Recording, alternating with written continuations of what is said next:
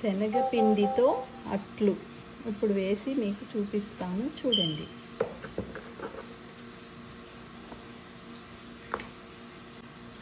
కొంచెం సాల్ట్,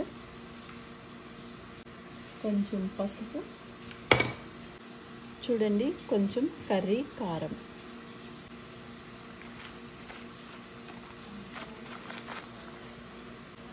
కొంచెం జీలకర్ర పౌడర్, 2 గరిటెల పెరుగు. చాలా బాగుంటుంది ఈ శనగపిండి దోశ. కొంచెం లావుగానే వేసుకోవాలి.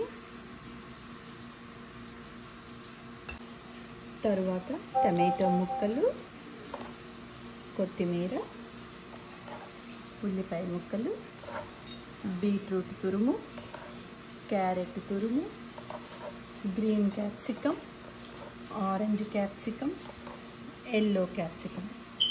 ఇదంతా శుభ్రంగా కలుపుకోవాలి. చూడండి జింజర్ వాటర్ వేసి కలుపుతున్నాను. ఆ ఫ్లేవర్ కూడా చాలా బాగుంటుంది.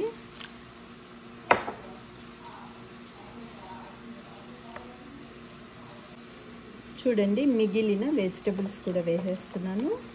సో వెజిటబుల్స్ కూడా చాలా మంచిది, ఇలా పిల్లలు తింటారన్నమాట. అందుకనేసి ఈ శనగపిండి కూడా ప్రోటీన్ ఉంటుంది కదా, అందుకనేసి ఇట్లా చేసి పెట్టండి మీ పిల్లలకి కూడా. కొంచెం దోశ పిండి కన్నా చిక్కగా కలుపుకోవాలి. శనగపిండి దోశలు కొంచెం లావుగా కూడా వేసుకోవాలి.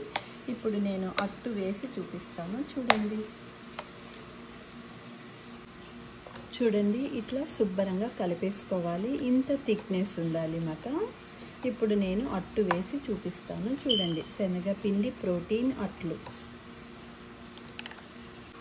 చూడండి ఇప్పుడు నేను ఒక ప్యాన్ తీసుకున్నాను కదా, దాని మీద కొంచెం నెయ్యి వేస్తున్నాను. ఇప్పుడు శనగపిండితో అట్టు వేస్తున్నాను చూడండి. ఇందులో చాలా వెజిటబుల్స్ ఉన్నాయి కదా, పిల్లలకి ఇలా పెడితే చాలా మంచిది అన్నమాట. అందుకనేసి ఇట్లా శనగపిండి ప్రోటీన్ దోశ. ఇప్పుడు మూత తీసి దీని మీద కొంచెం నువ్వులు వేద్దాం. నువ్వులు వేస్తే చాలా బాగుంటుంది అన్నమాట. సో పిల్లలకి కాల్షియం, ఐరన్ అన్నీ కూడా వచ్చేస్తుంది దీంట్లో. వెజిటబుల్స్, శనగపిండి, నువ్వులు. ఇప్పుడు మూత తీసి ఫ్లిప్ చేద్దాం చూడండి. మూత తీసి చూడండి ఎంత బాగా కాలిందో అట్టు.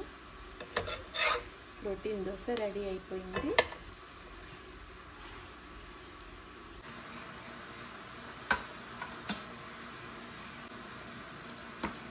చూడండి రెడీ అయిపోయింది.